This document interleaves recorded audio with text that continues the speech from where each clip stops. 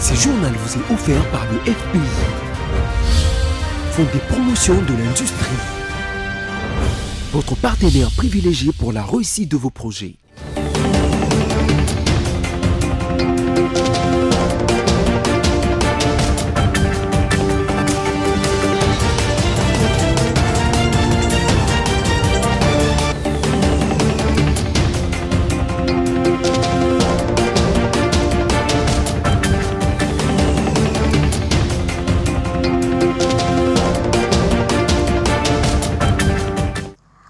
Bonsoir à tous et bienvenue à cette nouvelle édition sur BC Télévision. Madame, Monsieur, voici les titres.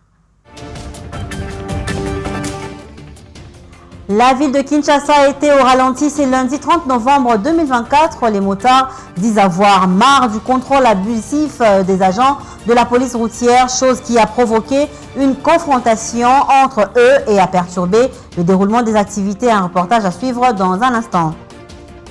Au Kasaï oriental, la vente des maïs produits par le service national à Kanyamaka CC est suspendue dans la ville de Mbuji-Mayi. Juste quelques jours après son lancement, les causes vous seront dévoilées dans ce journal. Voilà tout pour les titres. Encore bonsoir et merci de vous joindre à nous. Sur invitation des autorités hongroises, le chef de l'État congolais Félix Tshisekedi séjourne depuis hier à Hongrie. Nous sommes en Europe centrale où il effectue une visite d'État de 3 jours. Selon la présidence de la République, plusieurs rencontres de haut niveau et la signature des différents accords de coopération sont programmés. Retour en image sur l'arrivée de Félix Tshisekedi à Budapest. Budapest, la capitale hongroise, a vibré au rythme de l'arrivée du président de la République Félix-Antoine Tshisekedi Tshilombo. Ceci marque un tournant significatif dans les relations diplomatiques entre Kinshasa et Budapest. Ce dimanche, en fin d'après-midi, le décor était déjà planté à l'aéroport international Freinek-Leeds où les drapeaux RD congolais et hongrois flottaient au vent. À sa descente d'avion, le président de la République Félix-Antoine Tshisekedi Tshilombo a été accueilli par le ministre hongrois de l'Agriculture et d'autres membres du gouvernement hongrois. Et côté congolais, il y avait la ministre d'État aux Affaires étrangères Thérèse Kayikwamba et le ministre de l'Agriculture. À côté, il y avait également la présence de l'envoyé spécial du chef de l'État, M. Loabea, et quelques membres du gouvernement présents ici à Budapest. Poignée de main, sourire de part et d'autre, signes éloquents marquant les débuts d'une collaboration ponctuée par des promesses d'avancées concrètes sur plusieurs dossiers. La première visite du président Félix-Antoine Tshisekedi Tshilombo en terre hongroise s'inscrit dans le cadre d'une série de rencontres visant à renforcer les liens économiques et culturels entre les deux nations. Les discussions devraient aborder des sujets cruciaux tels que l'économie, l'agriculture, les infrastructures. L'arrivée du président de la République ici à Budapest constitue un tournant prometteur pour les relations entre la République démocratique du Congo et la Hongrie. Alors que les discussions s'annoncent riches et variées, l'espoir d'une coopération renforcée entre les deux pays est palpable. Les regards se tournent désormais vers les résultats de cette première visite qui pourrait poser les bases d'un futur commun et plus solide. Le débat du changement de la Constitution refait surface. La famille politique du président de la République UDPS, via son secrétaire général Augustin Kabouya, soutient l'idée du changement car il estime que l'actuelle loi fondamentale ne permet pas au président en exercice de travailler convenablement. Il a dit devant des dizaines de militants regroupés au siège du parti. Il a révélé aussi la confusion qui perdure entre la durée du mandat sur papier et le temps du travail concret d'un mandat. En l'écoutant. Boyoki batu bakomi kosala campagne ya mabe contre Tata Mokonzi ya école autour ya révision constitutionnelle na koyeb sabino boy révision constitutionnelle eza eloko ya mabe te ba denatire makambo wana te nga moko nazalaki informateur nayebi balakine oyo eza na kati ya constitution pour la formation kaka ya gouvernement. Ce qui total même ndenge ma polonezo salema na mboka na biso lelo. Okomona mutu baélire na bato ebele mais oyoki na suka ke adimaki te po parti na ye ekokisaki se te biloko nyonso wana basalaki yango na bapaya. Mandat ya président de la république ezalaka ya 5 ans bozo voter président abimi ye nde azwi mandat ya mboka mobimba. Botala gymnastique oyo eza place wana soki bavote badepute eza na étape oyo ya contentieux électoral oyo bato bakendeke na cour constitutionnelle mpo basala barevendication na bango nyonso wana eza kobloke po premier ministre abanda mosala eza te. Sur 5 ans ya président de la république bakokonsome 6 mois mobimba ezokende na ofele. Sikoyo soki 6 mois wana ekei mandat oyo bayebisaka bino ke ezalaka 5 ans ezalaka 5 ans te ezalaka 4 ans puisque la 5e année c'est une année électorale oyo bato nyonso bazalaka kaka komata kokita mopepe eza komema bango na gauche komema bango na droite. Est-ce constitution ya bongo biso tokondima kaka ke ezala bongo. Et le vice-ministre de la Défense nationale a clôturé sa mission dans la localité de Mabanga, bastion du groupe armé Zaïre dans la province de l'Ituri. Sami Adoubango appelle la population de ce coin du pays à s'opposer à toutes sortes d'évasions étrangères. Regardez.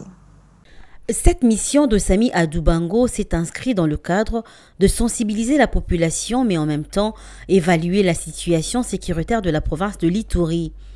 Dans son allocution devant les notables de Mabanga, le vice-ministre de la Défense invite la population de ce coin à ne pas céder à toutes sortes d'évasions étrangères et s'opposer aussi à la manipulation des terroristes du M23 et de l'AFC de Corneille Nangaa.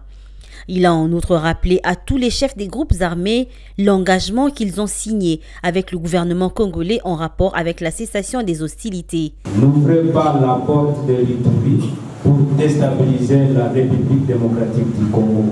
Dénoncez tous ceux qui oseront céder aux manipulations du M23, Rwanda et de Corneille. Les M ne sont pas les Rwandais. Ce pays n'appartient pas aux Rwandais ou aux Ougandais. Nous sommes des Congolais. Les politiciens qui se disent vos protecteurs sont dans les grandes villes et vous laissent souffrir sous la pluie ici à Mabanga. 2 jours avant, le vice-ministre de la Défense Sami Adoubango était à Guéti, bastion du groupe armé FRPI. Là-bas aussi, le même message de mobilisation et de pacification a été lancé avant de s'envoler pour Aru, un territoire frontalier à l'Ouganda et le Sud-Soudan. Retenez que son passage dans les territoires d'Irumu, Djougou, Mahagi et Aru est couronné du succès car tous les groupes armés et la population de l'Ituri ont dit non aux terroristes du M23, de l'AFC de Corneille Nangaa et réaffirment leur engagement pour la paix. Je vous disais tantôt que le service national a suspendu momentanément la vente de 6 000 tonnes de maïs à Kanyama-Kasese dans la ville de Mbuji-Mayi, dans la province du Kasaï oriental. C'est justement à cause des désordres engendrés dans ces points de vente le jour de son lancement dans cette ville. La décision a été prise le samedi dernier. Regardez. Alors que c'était une satisfaction pour la population de ces coins du pays, l'arrivée des 6 000 tonnes de maïs produits par les services nationaux. Hélas, la vente de ces maïs a été suspendue dans la ville de Mbuji-Mayi. Nous sommes dans la province du Kasaï oriental. Selon nos sources, cela est causé par des troubles qu'il y a eu au point de vente du grand marché de cette ville la semaine dernière. Pendant ces temps, la cellule du gouvernorat du Kasaï oriental dénonce une campagne de diabolisation contre l'autorité provinciale par des personnes mal intentionnées qui pensent que les gouverneurs Jean-Paul Mbweboa auraient négocié un pourcentage sur chaque sac de maïs vendu dans ces coins. Et à présent, selon nos sources, la situation est revenue à la normale malgré la suspension de la vente de ces maïs du Kanyama-Kasese dans ces coins du pays. Et ce lundi 30 septembre 2024, sous un soleil accablant à Kinshasa, la capitale congolaise, les chauffeurs des taxis motos appelés communément Wewa se sont révoltés contre les agents de la police routière suite à la tracasserie dont ils sont victimes tous les jours. Ils soulignent d'ailleurs que les agents de la police nationale congolaise ont débarqué sans aucune raison valable et ont commencé à les arrêter comme des proies à abattre. Ce matin, nos reporters étaient sur terrain pour s'enquérir de la situation. Gloriange Toutou et Abel Kassongo signent ce reportage. Les tracasseries routières ne cessent d'accroître dans la ville-province de Kinshasa et deviennent exaspérants pour les motards. C'est pourquoi ils étaient prêts aujourd'hui à se confronter avec les agents de la PCR pour défendre ce qu'ils appellent leurs droits. Chose qui a perturbé les activités ce matin au rond-point magasin dans la commune de Kintambo et un peu partout dans la ville-province de Kinshasa. Certains de motards étaient même prêts à renverser les clients, déjà sur la moto. Au micro de BSC Télévision, ces motards ont exprimé leur ras-le-bol. eloko bakangela biso toyebi te ozala na mikanda te ozala nango te bakanga yo bakango na 7h ya tongo ministre intérieur soko ozwilikango sérieux te lelo totelemi trop c'est trop soki bapolisier bachange te tolakisa bango étranger aza te biso tuto bacongolais moto nyonso aza voyu te. Ce n'est pas à chaque fois que vous taxez les voyous. Est-ce que plutôt tout ça va voyou? Et ça leur bon côté? Et ça doit me permettre de amender à 200 000. Et ça leur a été la condition.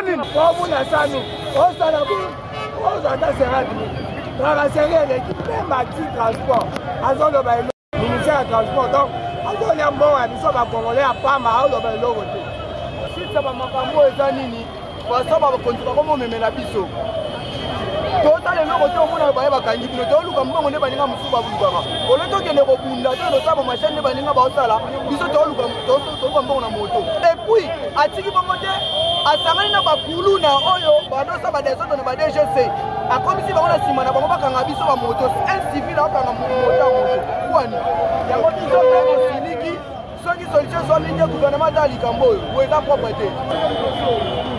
Sachant que la moto fait partie des moyens de transport le plus utilisés par la population de Kinshasa. Actuellement, ces derniers étaient en masse aux arrêts de bus en attente d'autres moyens de transport. Le nombre de motards de plus en plus croissant dans la capitale a poussé l'autorité urbaine à réglementer ces secteurs en exigeant aux chauffeurs de moto de se mettre en ordre avec le plaque d'immatriculation, le numéro d'identification ainsi que le port obligatoire de casque. Tout ça pour s'y protéger et protéger les clients. En société, toujours, la situation de délabrement persistant de l'avenue Nyangwe dans la commune de Lingwala inquiète à un haut point les habitants de ce quartier et les usagers de cette route au quotidien. Pour en savoir un peu plus, une autre équipe est allée ce matin à la rencontre des quelques-uns. Et le constat a été fait par Divine Zamiati et Générose Essengo. Depuis un certain temps, l'état de la route Nyangwe, reliant l'avenue de la Libération ex-24 au rond-point Willery, nous sommes dans la commune de Lingwala, se dégrade au jour en jour par manque d'entretien. Comme vous pouvez les voir dans ces images, des nids de poules, bourbiers provoqués par des eaux, des pluies, détruisent complètement cette route. Et cela perturbe considérablement les trafics dans les quartiers et par peur d'endommager leurs véhicules. La plupart des chauffeurs des taxis évitent désormais de l'emprunter. Quelques usagers rencontrés le long de la route se plaignent de cette situation et font appel au gouvernement.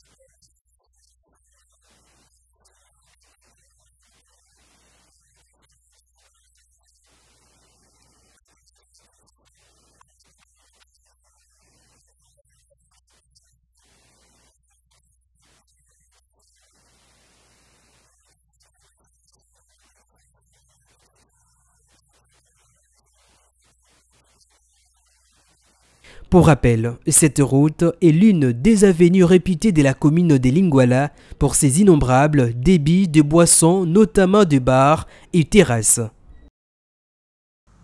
De l'autre côté du monde, l'armée israélienne a mené des dizaines de nouveaux raids contre Hezbollah au Liban, où elle continue à viser les cadres du puissant mouvement pro-iranien, et cela juste après avoir tué son chef Hassan Nasrallah le vendredi dernier dans une frappe israélienne sur la banlieue sud de Beyrouth. La question se pose maintenant au Liban: qui pour succéder à Hassan Nasrallah à la tête du Hezbollah? La réponse dans cet élément de nos confrères d'Africa News. Après 32 ans de règne, Hassan Nasrallah a été tué vendredi par des bombes israéliennes près de Beyrouth.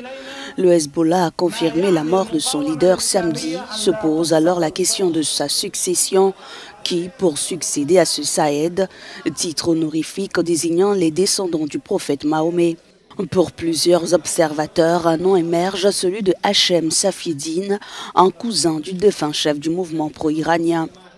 Hachem Safieddine, âgé de 60 ans, s'est fait remarquer par ses déclarations enflammées lors des funérailles des commandants du parti tués par Israël. Il est devenu au fil des ans le visage du Hezbollah libanais, surtout depuis que Hassan Nasrallah se faisait de plus en plus rare sur la scène publique depuis 2006, année de la guerre entre Israël et le Hezbollah. La plus haute instance du Hezbollah, la Choura, devrait très prochainement élire son dirigeant. Pour être candidat, il faut être membre de la Choura et une personnalité religieuse. En attendant la désignation d'un nouveau chef, c'est l'actuel numéro 2 du mouvement, Naïm Kassem, qui devrait prendre la tête du parti. L'assassinat de Nasrallah, survenu dans un quartier général de commandement, a eu lieu à peine une semaine après l'explosion de centaines de beepers et de radios piégés qui a tué la moitié du conseil de direction du Hezbollah et décimé son haut commandement militaire. Il va apprendre cette nouvelle triste avant de boucler ce journal. C'est lui qui a remporté 4 fois le titre des défenseurs de l'année en NBA. L'ancien joueur qui a marqué l'histoire de son sport et son pays par sa performance. La légende Mutombo Dikembe est décédé ce lundi 30 septembre 2024 à l'âge de 58 ans. Selon les informations, il souffrait depuis 2 ans d'un cancer au cerveau. Plusieurs informations sur son décès ne sont pas encore élucidées. Nous y reviendrons. En attendant que son âme repose en paix. Ce journal est terminé. Place à présent au rappel des titres. La ville de Kinshasa a été au ralenti ce lundi 30 novembre. Les motards disent avoir marre du contrôle abusif des agents de la police routière, chose qui a provoqué une confrontation entre eux et a perturbé le déroulement des activités de ce lundi, comme vous l'avez suivi dans ce journal. Et au Kasaï oriental, la vente des maïs produits par le service national à Kanyama-Kasese est suspendue dans la ville de Mbujimaï juste quelques jours après son lancement. Ce journal est complètement terminé, madame, monsieur. Merci à vous de nous avoir suivis. Bonne suite de programme sur nos antennes. Au revoir.